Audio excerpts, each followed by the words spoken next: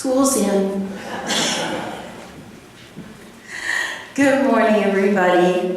Happy New Year, happy Epiphany. 12th night, the actual ancient official end of the holidays. That means that if you haven't taken your Christmas tree down yet, today would be the day to do it. My name is Mary Norton. I am a member of the worship committee here at South Valley. As we begin, I ask you please place your electronic devices in worship mode. Thank you very much. I also invite you to enjoy the chapel in the back of the sanctuary, to note any joys and concerns in the book there. And please feel free to share any concerns with the minister when he's back, if it's something that you feel he could help you with. Children are always welcome in this sanctuary at all times during the service. If you'd like us to take care of your littlest ones during the service, we do have a nursery downstairs. We broadcast the service on closed circuit TV, which is located both in the social hall and in the nursery itself. Although from experience, I will warn you, you usually can't hear the TV in the nursery. After the service, everyone is invited downstairs for coffee and snacks, excellent company, and I believe we're having our potluck this Sunday, so lots of goodies down there. Finally, please note the announcements in your order of service, the many ways to participate in the life of this community. They are still looking for the envelopes for the guests at your table. There will be someone downstairs for that. And there are a lot of Wellspring Wednesday classes coming up. I urge you to take a look at all of those and sign up for anything that looks interesting.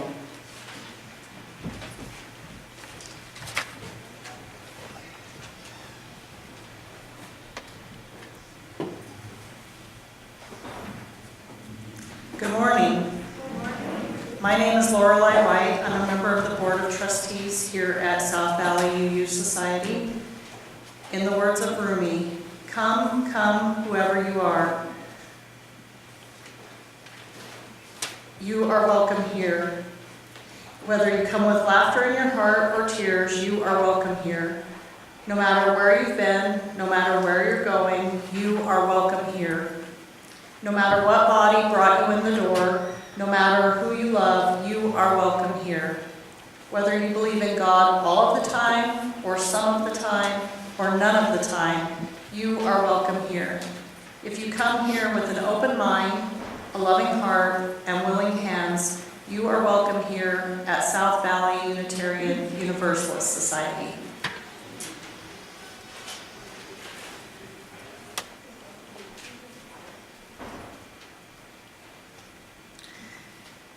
If you are a regular member of this congregation, you know this is not a normal service.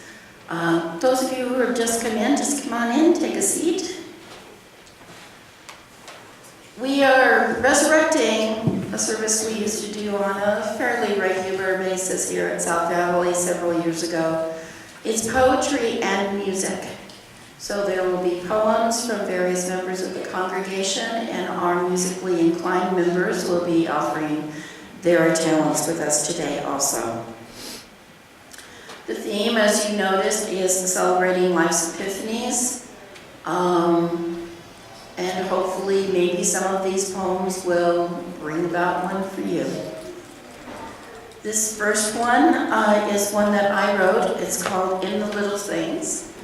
While it isn't about an epiphany per se, it was caused from an epiphany that I had. It is in the little things that a life's story is told. It is in the quiet times, rather than the bold, that the true essence of life is seen. The measure comes not at the peaks of a life, but in the times in between. We are all each different, yet alike in so many ways. We should count our lives in moments, not in the march of days.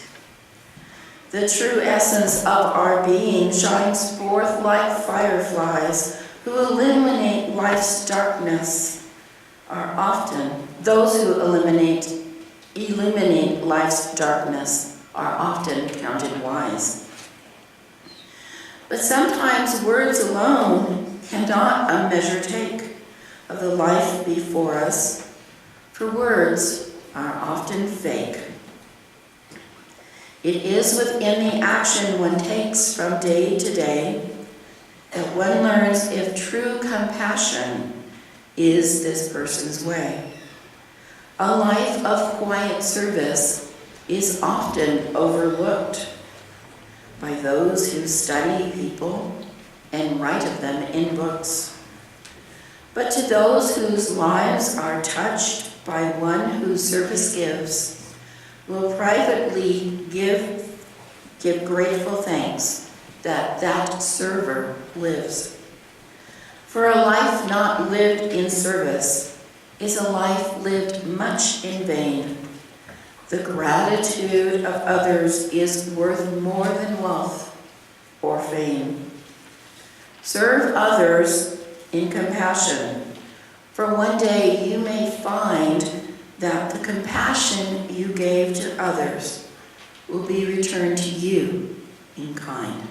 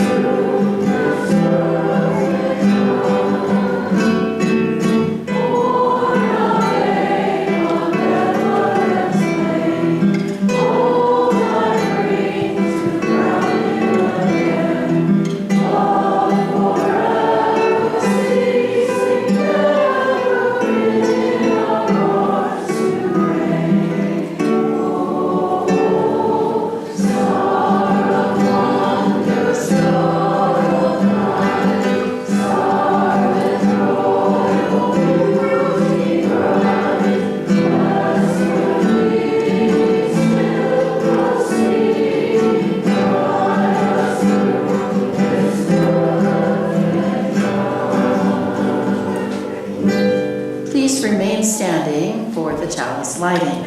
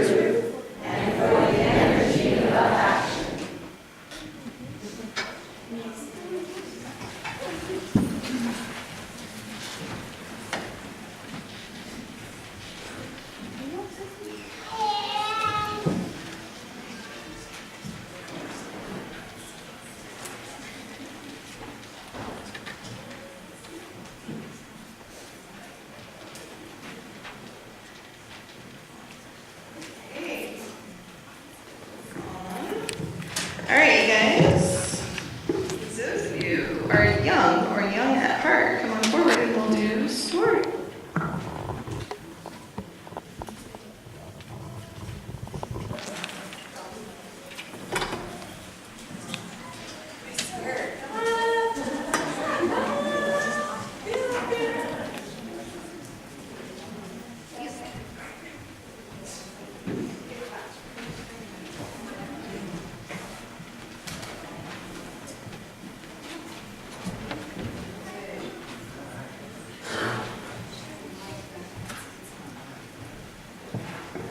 Okay.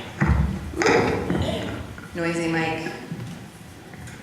sloppy today. All right. So today we are going to hear the story of Molly Lou Mellon.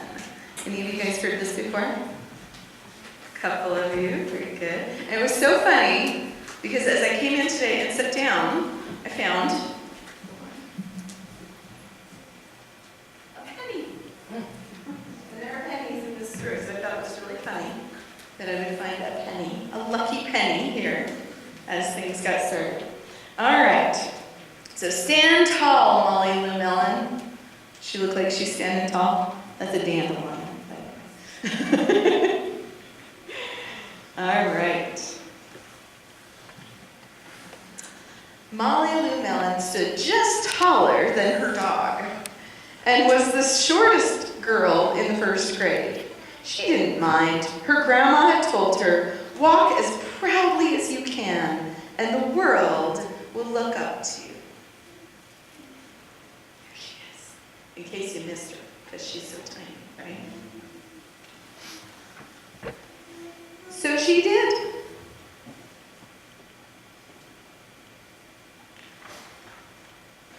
Molly Lou Mellon had buck teeth that stuck out so far she could stack pennies on them.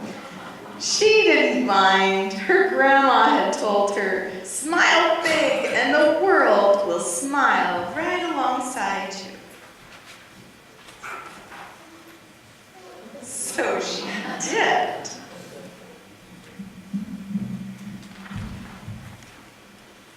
Molly Lou Mellon had a voice that sounded like a bullfrog being squeezed by a boa constrictor. She didn't mind. Her grandma had told her, "Sing out clear and strong, and the world will cry tears of joy." So she did.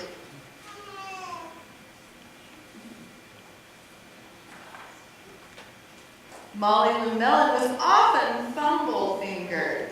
She didn't mind. Her grandma told her, "Believe in yourself, and the world will believe in you, too." So she did.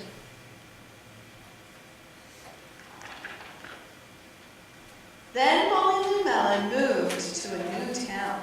She had to say goodbye to her grandma and all her friends. Is everyone moving? And start in a new school. Very scary, right? Well, on the first day of school, Ronald Durkin called her Shrimpo in gym class. When the game started, Molly Lou Mellon caught the football and ran under the legs of Ronald Durkin and scored a touchdown. All the children thought, "Wow, she's good." And Ronald Durkin felt very foolish. On the second day of school, Ronald Durkin called her Bucky-Tooth Beaver. Molly Lou Mellon took out her pennies and stacked them 10 high on her teeth and smiled as big as day. All the children smiled with glee, and Ronald Durkin felt very foolish.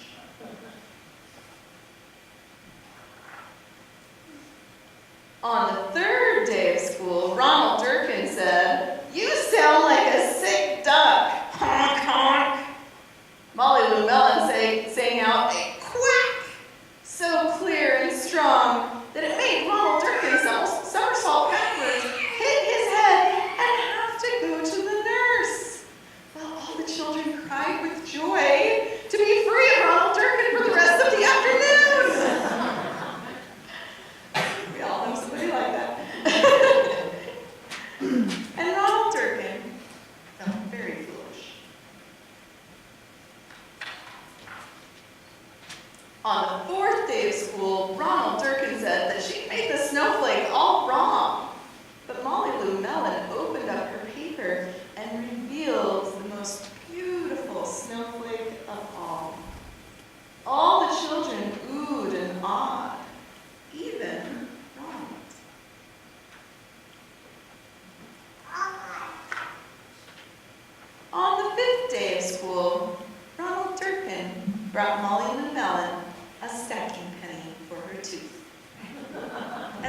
mad at her.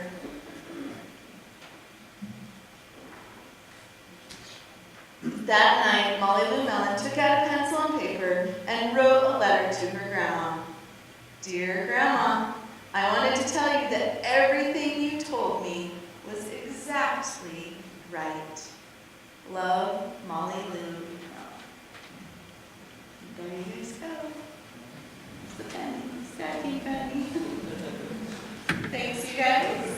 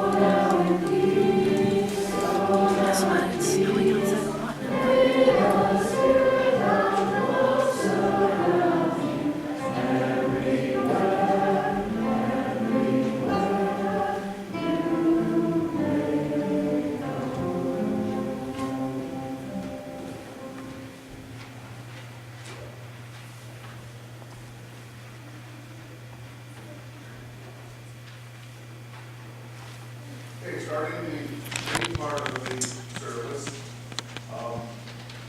When we were setting the meeting up for today with the idea of Epiphany and Epiphany not as a holiday but as a aha moment or a discovery, I was very much wrapping my brains into what on earth in classical guitar music would constitute such a thing. This pretty much works. I do have to give you a little history lesson. In 1930, the Mexican composer Manuel Ponce composed a set of 24 preludes for the Spanish guitarist Andres Segovia. For all sorts of reasons, legitimate and highly questionable, Segovia only accepted 12 of the 24. He also only written 6 of the 12. In 1948, Ponce wrote a different set of preludes for his goddaughter, and he integrated the theme music or the thematic material of 2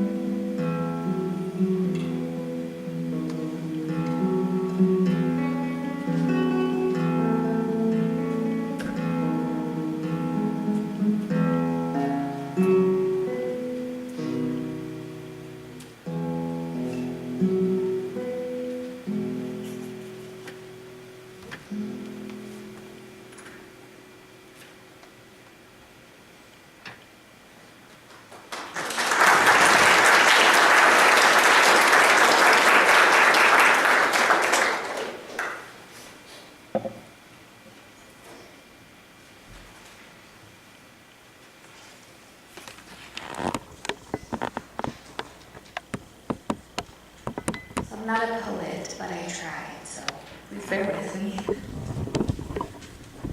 Every Sunday, I would cry, approach the altar, hang my head, and sigh.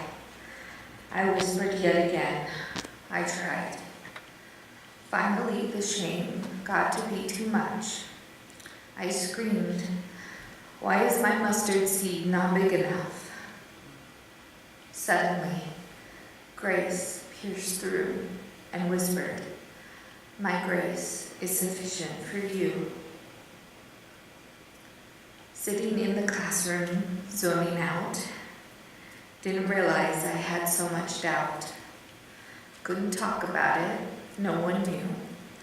I felt like a fool for believing you. Yet fear kept me chained. That crippling fear, it never went away. Suddenly, grace pierced through. Words of a teacher proved you were wrong. I didn't need to be afraid. It was only allegory anyway. Felt like I've come so far, yet feeling lost even more. No longer worried about what to believe, now worried about what shall be. Where shall I go? What shall I do? Suddenly, grace pierced through. Words from a wise friend. I see something in you. Now I'm back, though far I've roamed, rather proud of how much I've grown, seeking shelter in this place. I could really use some grace. Time to focus on my career, hoping to find connection here. Suddenly, grace pierced through. A needed song came on. No, you're not alone. I'm going to make this place your home.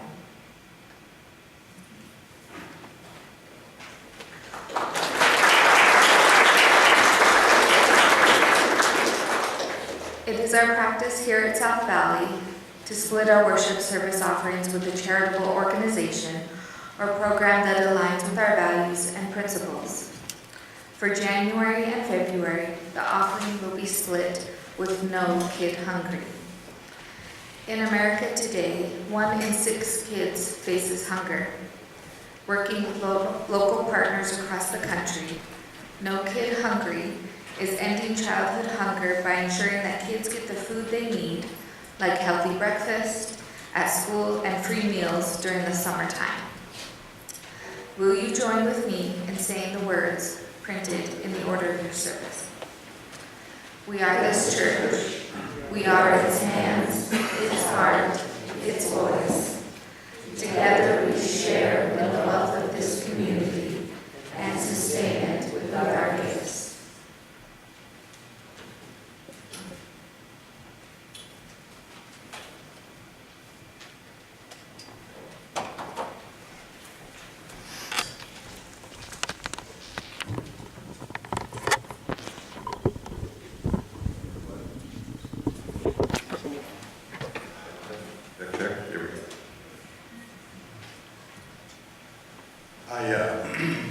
Would normally accompany myself on guitar, but I wrote this.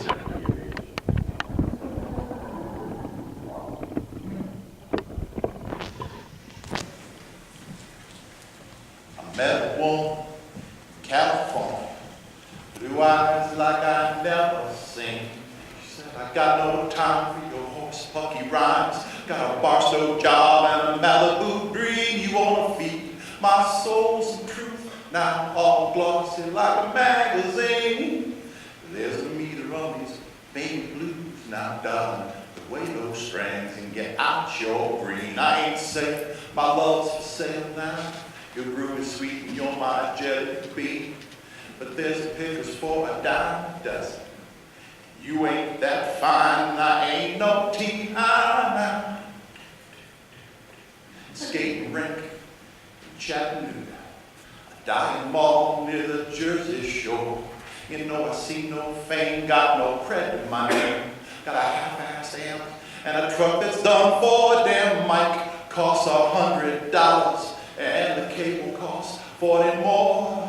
I work a brain-dead job for a boss who's a knob till they sold the whole thing and they set it offshore. Now I play for the UU churches, hell I play for a used bookstore. Just as happy singing Cohen's Hallelujah as a ballad from the Civil War. Nah. You know that money's no reason for being. Wisdom from the book of life.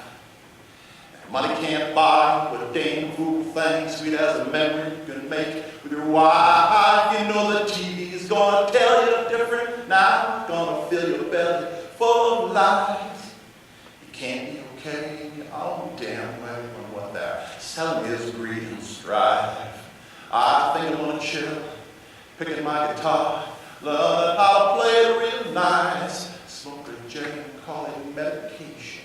Gotta find my own way to life.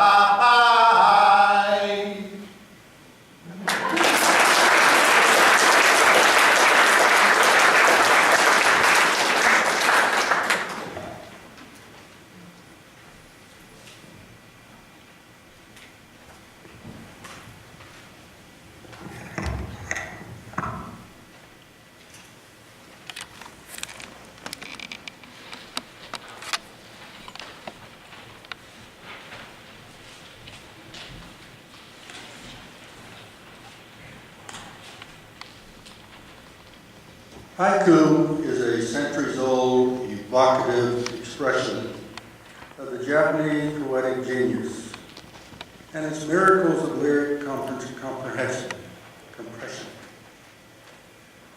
I have four haiku I'd like to read. First is The Recluse. In my 10-foot bamboo hut this spring, there is nothing, there is everything. Return of the dispossessed, the same old village, here where I was born. Every flower I touch, a hidden thorn. After the death of a beloved,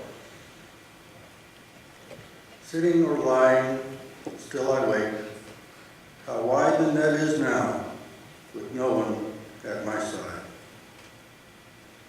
The broken resolution. Another year departs, the bell is tolled, and I intend never to grow old.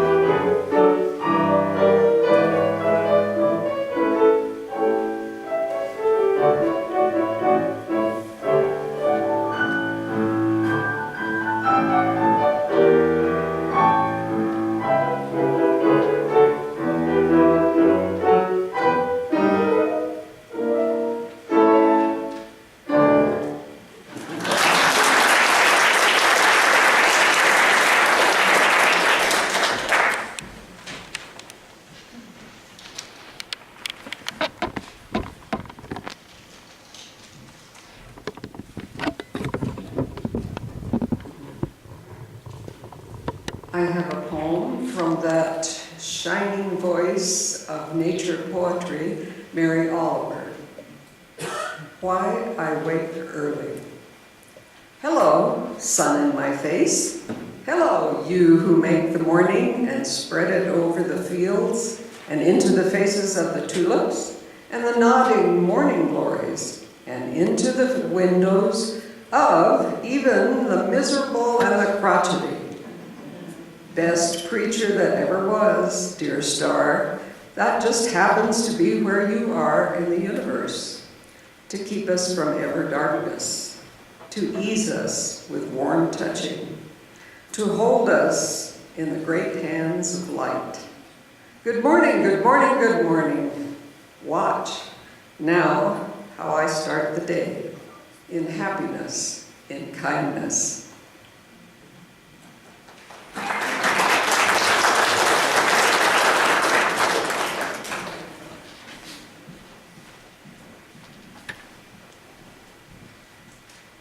This is Sunday from Disney's Hunchback of Notre Dame, and I chose it because I like the melody, but also the lyrics, rather than Sunday when we are white, when the world's over, when we learn.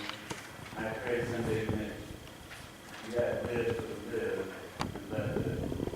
Sunday, life be fair, evil be rare, we will not pay.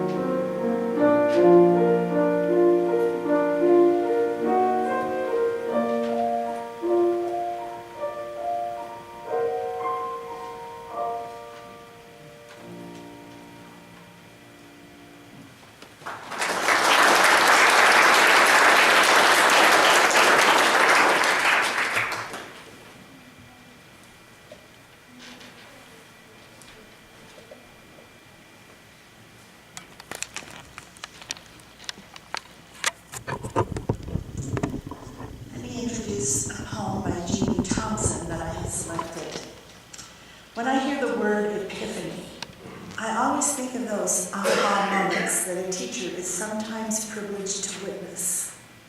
Like watching one of my little first graders explore a book on library day, seeing her eyes widen and a smile spread across her face, having her look up at me and say, "Mrs. Quigley, I can read."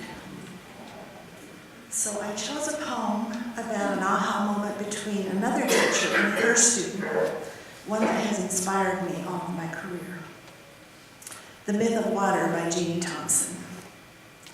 There is a river in Alabama, I remember, those rocks my feet found, with her hand steadying me to the current's cold muscle, taking me this way and that.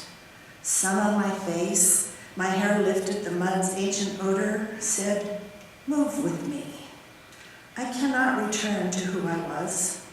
In the garden of my home place, I had groped without self, without Helen, only need and want. When teacher dragged this fountain to the pump and poured W-A-T-E-R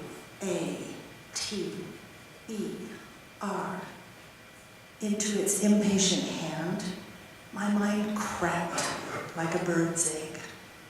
This I tried to tell, but you can never know. I was diving into that name.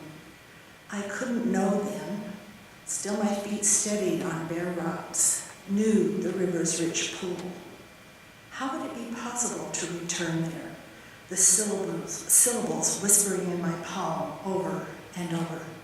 You are Helen of this earth. It was not a single word, and there was no utterance. You may have your play, your frozen moment in time, if it please you. But understand, teacher led me to the well house to distinguish between water and what holds it for drinking.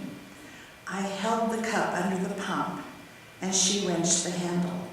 I could smell her sweat, though I didn't know its name, only that it mixed with the garden and told me she was near. The liquid hit my fingers, where I gripped the cup's handle. In my other upturned palm, she spelled the letters over and over like fire. There was a moment when everything came, that my mind accepted thought like a body crossing a threshold through the open door. It was illumination and joy, then more words until teacher, Helen, world, go into your life.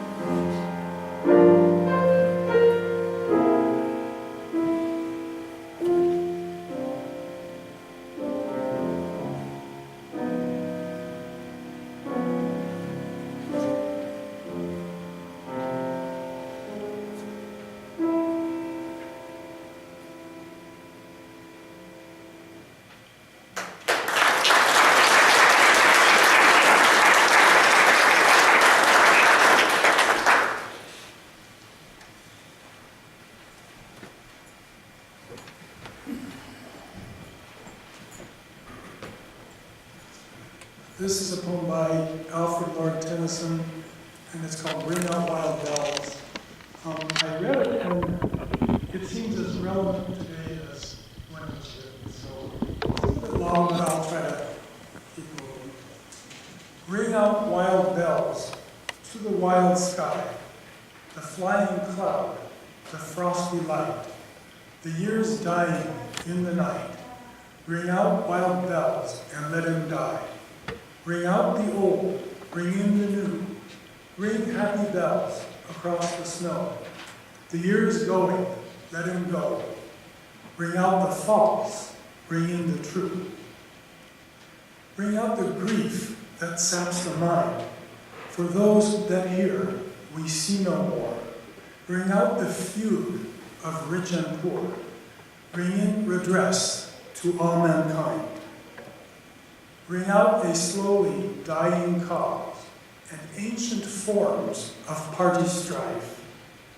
Ring in the nobler modes of life with sweeter manners, purer laws. Ring out the want, the care, the sin, the faithless coldness of the times.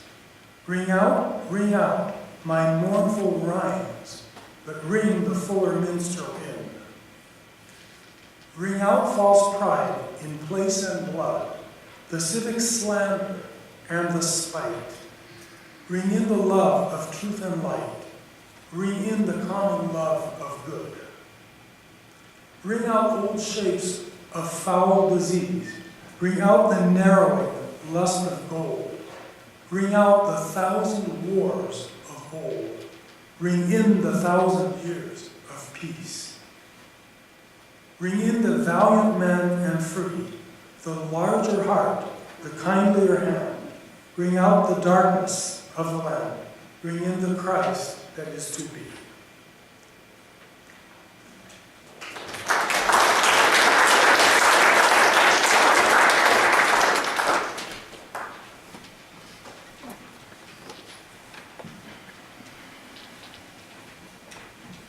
You could all rise as you're willing and able. Number 38, morning has broken. All three verses.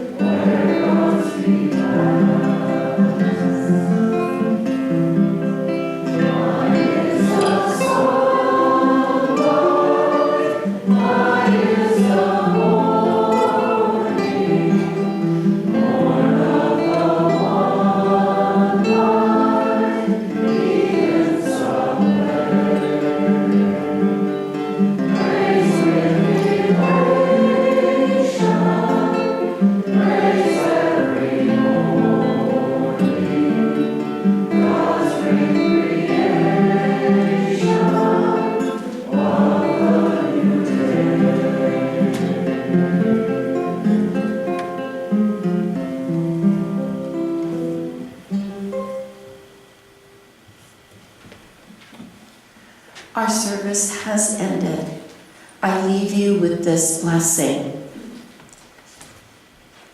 Deep peace of the running wave to you. Deep peace of the flowing air to you. Deep peace of the quiet earth to you. Deep peace of the infinite peace to you. Go in peace, gentle people.